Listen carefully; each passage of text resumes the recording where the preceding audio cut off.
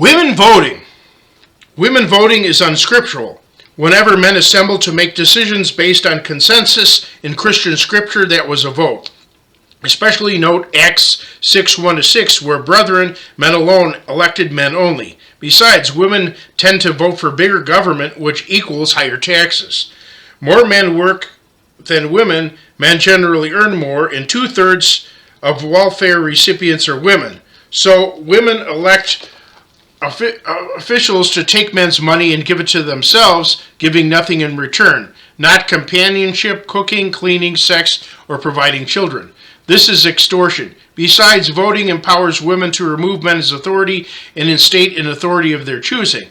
This contradicts the scriptural principle that men should lead women. The Scripturist website gave other reasons against women voting. Besides, the idea that women are smarter than men and therefore make better decisions concerning politics and other matters is completely unsubstantiated. Rather, SAT test scores strongly indicate that men are smarter than women, or more intelligent, rather. Consequences of autonomy.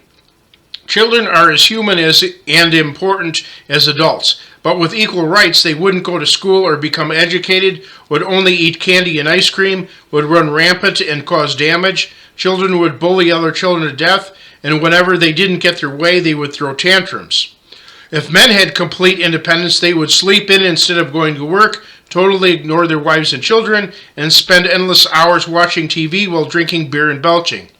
They might speak with unintelligible grunts and groans instead of a recognizable language. They might constantly beat each other up, shoot each other, and smash their cars together. Adultery and gambling were once illegal, but since men are free to gamble away their paycheck and legally commit adultery, families have been destroyed. If women had complete independence, men would never find loving companions, never have families, and be burdened with all the shopping, cleaning, cooking, and housework, in addition to working long hours in undesirable, subservient jobs. Other women might constantly scream like banshees or force men into bankruptcy. Women might create shrines to babies and toddlers, thereby instituting a new religion, and shop endlessly, spending their eyeballs out. Since feminism became dominant, some men are suffering the consequences of these very things. Women being given in marriage and being required to perform the requisite marital duties is imperative.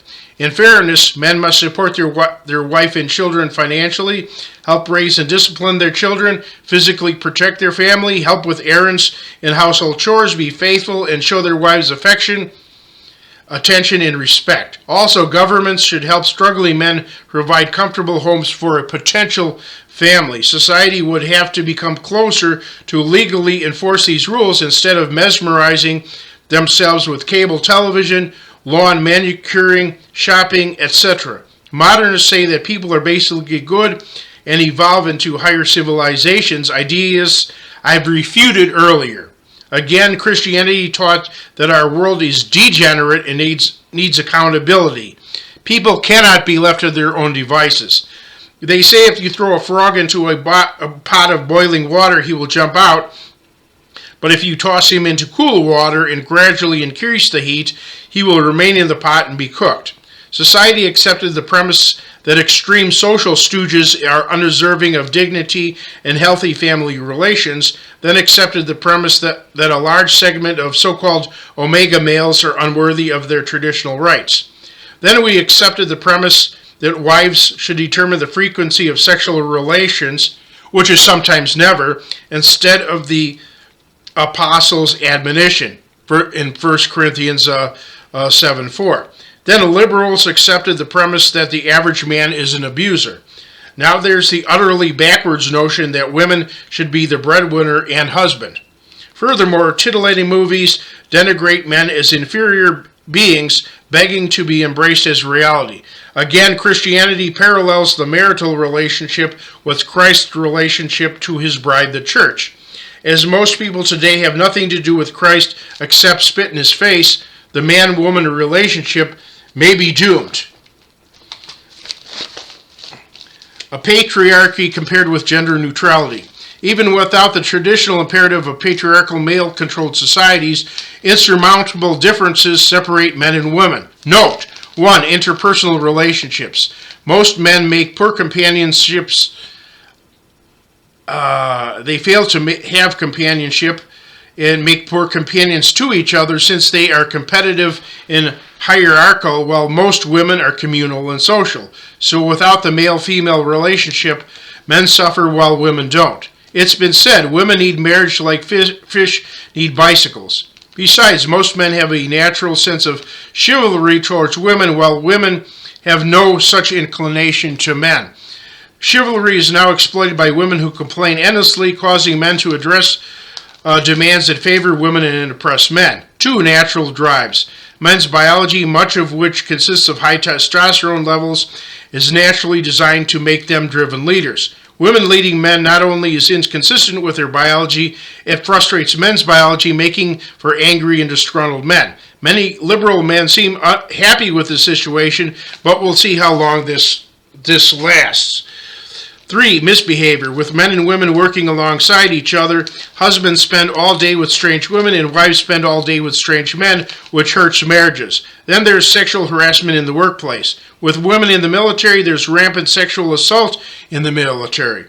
Sexual assault is also common on mixed college campuses. By enforcing separate gender roles and thereby separate places of fraternization, all this would go away. 4. Children. If men want their own children, they need women. But if women want their own children, artificial insemination allows them to dispose of men.